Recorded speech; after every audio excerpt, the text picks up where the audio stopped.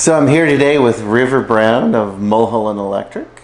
So I had a question for him about the company. So it's Milholland Electric and sponsored by, or how does it work? Sure. So Milholland Electric is the name of the company. Brian Milholland's his last name, is the owner. C10 electrician who started in 1990. Disabled vet that was with the 82nd Airborne and used to wire the big buildings downtown San Diego. We've been serious about solar for the last 10, 15 years, but in business since 1990.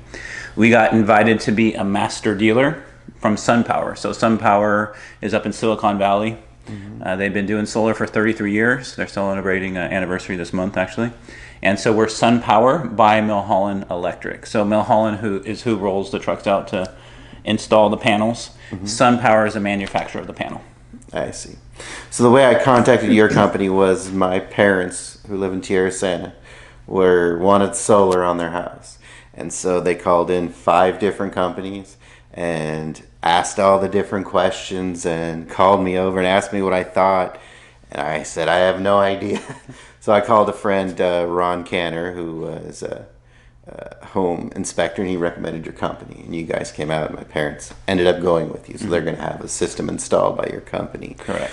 And so some of the things so I'm a general contractor, but as a general contractor, I don't know the specifics of solar. I had a system put in 8 years ago, but I'm sure things change over the years, just like everything else with technology. Correct. Panels that we purchased at the time were big. Right. And so our system was huge. We couldn't even put it on the house. It was so big. But I know things have changed. And so that's why we bring you in here. So Sure. So my parents, I believe their bill was about $275 per month, something like that. And then you put together a system that would facilitate. So the goal is they pay you zero. Is that correct? They're going to pay as close to zero as they can. So it's going to be a connection charge of $10.95 a month. So on an annual basis, when you go solar, you only get a bill once a year. So your true-up bill is on the anniversary date of your permission to operate. We use the initials PTO. And so once you have PTO, you get a letter saying, congratulations, Mickey, you now have solar. We're going to have a new relationship. We're going to push credits back and forth and settle up once a year. So if you size the system correctly, ideally you only have a $120 bill on an annual basis. So the fantastic thing about solar, it's just simple math. It's what you're consuming now. Are you going to get more efficient and put in some LED lighting? Is your kid going to move out? Are you going to reduce what you're using? Or are you going to add an electric car, a jacuzzi, have more parties?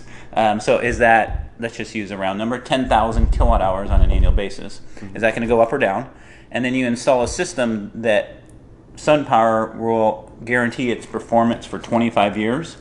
And one of the reasons we love Sunpower, its degradation or its loss of power is only 1/4% on an annual basis. So 25 years from now, when that warranty's up, it's still producing over 92% of when you started. Why is it degrading? Just from sun exposure? Yeah, just like anything, in this office building, over a year or two, it's going to get less efficient, especially something that's exposed to weather every day. So the sun's beating down on it. But their technology is so phenomenal that the competitors degrade or lose power twice as fast as what Sunpower does. And when you put the panels up, I would say they're usually on the roof, correct? Correct. Yeah. Are they to be pointed a certain direction, or is that the idea? Yeah. So 90% of the time it is rooftop solar. Some people will say, don't touch my roof, and they want it on the ground. So they have a ground mount, we call it. But 90% it's rooftop solar. And your question was about the azimuth or direction to the sun. So 180 south is ideal. 270 west is second best. 90 east is third. So any combo of those is fine. If you go on the north roof, you have to tilt it up because you don't get enough heat, enough sun exposure to make it worthwhile. So that's not the most handsome install. You can see the back of the wires, etc. So we avoid tilt-ups as much as possible unless we're forced to do it. So yes, you want 180 south is ideal, 270 west, and then 90 east. And then from what I understand, you use an inverter, correct? The inverter handles the power from the solar panels, correct? Correct, yeah. So what's advanced since 8 years ago, in the olden days of solar, you used to have a panel that has DC power, and it somehow has to get AC power to the house. So we run on AC power in our homes. So the DC power would go down to a centralized inverter on the wall, and then send it to the box and into your house, AC. What's changed is a lot of the residential applications are using microinverters on the panel. So you harvest the power right at the panel level. So it's AC and it goes down to the house. So yes, you need an inverter. So people will, when they interview solar people, they'll hear about microinverters and then centralized inverters. Microinverters are nice because each panel is working like its own independent system. So if one gets shaded, the other are still cruising along. With a centralized inverter, if one or two get shaded, that whole string can go down. So that's what's advanced. So yes, it has to have an inverter to take that DC power and translate to AC. And then the inverter is connected directly to the service panel of each person's property, right? Correct. So the service panel, does my parents have a 100 amp, right? Is that sufficient? Does sometimes you have to increase to 125 or 200 amp service or something? Yeah, so there's a electrical code that says how much juice we can send to certain amperage. So your parents had 100 amp, so the house was likely built 40 years ago, and they haven't upgraded it yet. So their bill isn't tremendous, and Sunpower has high efficient panels. So we did a dozen, which is the most it can handle 100 amp. So that's going to offset 95 to 105% of their bill roughly. If we wanted to go larger than that, you have to add a couple $1,000s of cost to upgrade to 200 amp or 125 or 150, whatever it is. And then there's new fun rules from SDG&E. At the beginning of the year, if you're within 36 inches of that gas meter, you have to move it so it's 37 inches or more away from it. So in your parent situation, it's right next to the gas meter. So that would involve stucco work. It would involve finding the wires if they're overhead or underground. So it wasn't worth adding a panel or two to their system for wrestling with an upgrade. So the dozen is 100 amps. 200 amps is usually what newer homes have, anything built in the 90s. But I think their house was probably built in the 70s is what I'm assuming. Exactly. No. So you're saying the service panel itself would have to be moved Physically moved, yeah. over stucco work to 37 inches? Yeah. Yeah, that is a big deal. Yes, it is. What circuit breaker is going to be handling the new inverter? Yeah, so that's a great question. So we open up the main service panel, and I take pictures of it, and I send it to the owner of the company or my lead designer, and saying, do we have breaker space, which is a 40 amp breaker. We can always twin up, we call it, like we can find someone else to marry to, etc. So we can usually figure it out, and if not, Brian Milholland, being a C10 electrician, is figured out a way where we can run a sub panel off of 100 amp and have 200 amps dedicated for solar, which is a pretty cool trick instead of wrestling with SDG&E and stucco work, etc. So it's the 40 amp breaker, to answer your question directly, that you need. I see. Well, that's reasonable. Well, obviously my parents had enough power so you don't have to put the new service panel in. Correct. Well, that's good. And they're right on the edge of 12, 13, 14. And then solar is all about, of course, the environment, but also savings. And if you're adding $2,000-$3,000 of cost and you only have a couple $100 bill, you extend your break even another year and a half or so. So it's on the edge for your parents, and sticking with the 12 just made more economic sense. 12 panels? 12 panels. Oh, so you're saying if they went with more panels, you'd need to change the service panel? You need to upgrade it, correct. You need to upgrade it. If you have a 100 amp panel, you can get 12 or less. And then you need if you're doing 13 or more, you need 125, 150. And every house in California now is required to be solar ready or have solar new builds. So most houses will be ready for it. And it's only the houses that were born in the 70s like me, so the older houses. Right. Yeah. Well, is there like a break even point? Like for my parents, I don't know the exact cost that they're paying, but is there, say, 3.5 years, 4 years? Is there a number right? Yeah. Roughly 4.5 years. So what you can do back of the napkin math, as far as I'm spending $30,000 on a solar system. I get $30,000 in a tax credit. 30% in a tax credit. So $9,000 in a tax credit. So it's $21,000 net for the average system. let's say your bill is $400 a month, right? So you multiply that by 12, you're $5,000 roughly, you divide it. So you're, 4 years, 4 point whatever years. That's not using any increase of the utility. And the utility plans to go up 21, 22% over the next 2 years. It's gone up 8% since 1971. So if you throw that factor in there, it shrinks it. But I'm not going to dictate, what percentage might go up. Yeah. Right. In our proposals, we use 4% just to be a little conservative versus the 8% that it normally is. Well, I know in the last month with the heat, there was that, I don't know what it was called, that gap where SDG&E like tripled the price between 2 and 6 or 2 and 8. Yeah. I mean, bills were $1,000 a month. I mean, it's crazy. Oh, yeah. Yeah. I've been doing this for about 6 years, and this is the most popular I've ever been.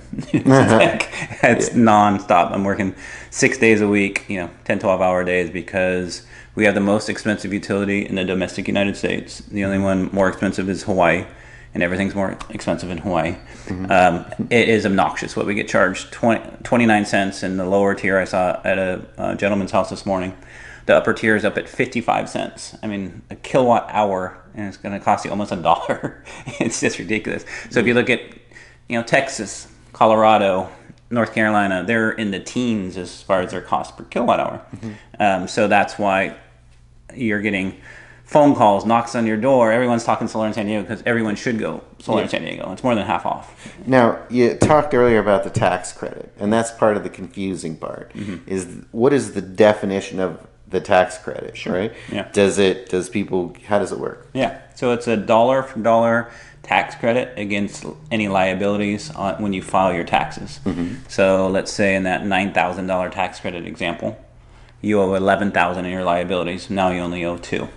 So if you can't use it all in 2018 for your 2019 filing in April, you can roll it for another year. So it's just a dollar for dollar tax credit against liabilities. It's a little deceiving for me to present $21,000 in that $30,000 example, because you still have to write a check for 30 or finance the 30 and then obtain that tax credit, working with your CPA, or if you do your own TurboTax, etc. I see. Well, that's good. Well, I know I don't know if your company does this program, but maybe it does. Is it called a HOPE program? Where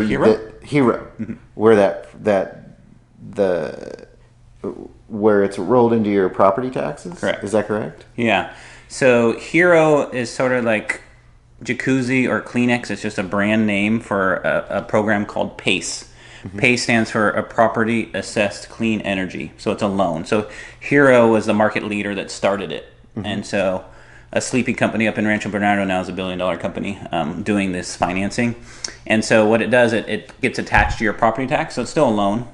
The fantastic thing about it is that if you did the loan today, your first payment is with your tax roll in November 2019. So you have some time to save cash. And then it's attached to your property tax, so the interest can be deducted.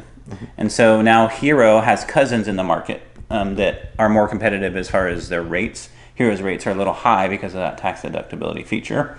So there's Y-Green, there's E3, there's PACE, which is the actual name that called themselves PACE funding. So these cousins came in to make it more competitive to the Hero program.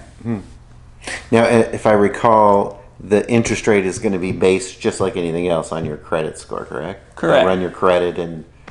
Yeah, when I usually revert to Hero is a great program, but we're in a low interest rate environment. So our loans are at 399, 499, depending on if you do the 10 or 15 year. And then we have a 20 year at 549. Hero is more at 6, 7. Oh, so you do your in-house financing? Correct. I see. Yeah. So it's Sunpower, they use a company called Mosaic out of the Bay Area. So they wrap it where it says Sunpower. They're applying via Sunpower, but that's who's behind the monies. So if you have a 640 credit score or higher, you qualify for unsecured loans like the Sunpower example.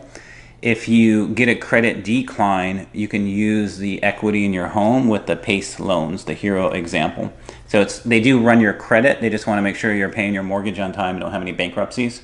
And then they'll lend it to you. And we're in such a bull market for real estate. Most people have at least $20,000, $30,000 to do solar. And so it's just a pass or fail, essentially, on the unsecured loan. The PACE cousins do have like different tiers, your A, B, or C credit. I see. And you get 5, 6, 7%, just as a rough estimate. Now, what's the process of? So my parents signed your contract. Mm-hmm. She docu-signed it. I remember a little lesson in docu-signing. And so, how long does it take before the process starts? Yeah. Short answer: 6 weeks. So what happens? You autograph an agreement, and then we go to the design phase. Mickey, do you really want the 12 panels on this roof? The conduit's going to run down to your main service panel, and then there's another lesson in DocuSign. She approves that. There's e-sign. I think it's in her inbox right now. You may want to call her. And so then after that, we get the approval. We go obtain the permits if it's county or city. It's really streamlined since when I started. You can do some of it online. You can do it over the counters. Some places like Coronado take a couple weeks, some a couple hours. So then once we get the permit, we know the project's real, we're ready to rock and roll. We order the product. Sometimes the product's in the warehouse, sometimes it's 2 to 3 weeks, depending. We call Mickey up and say, we're going to be at your house on Thursday morning at 8. It'd be nice if you can meet the lead of the team, and then you can go on with your day. And then she'll have solar the same day. After the solar's on the roof, we have to wait for the inspector that checks our plans to make sure we did what we promised. And then SCG&E will energize her system a day or two after that, after everything's approved. So from autograph to install, average time is about 6 weeks. That's great. Yeah. That's great. And so does the inspector come out at the beginning and the end of the project, or just? No, that's the permitting as sort of their beginning, because we're getting the permit, and that's going to be pretty detailed. Where the conduit runs, the panel count, the amperage of the panel. And then so all they're doing is checking our work that we did, what we submitted for permit. I got it. All right.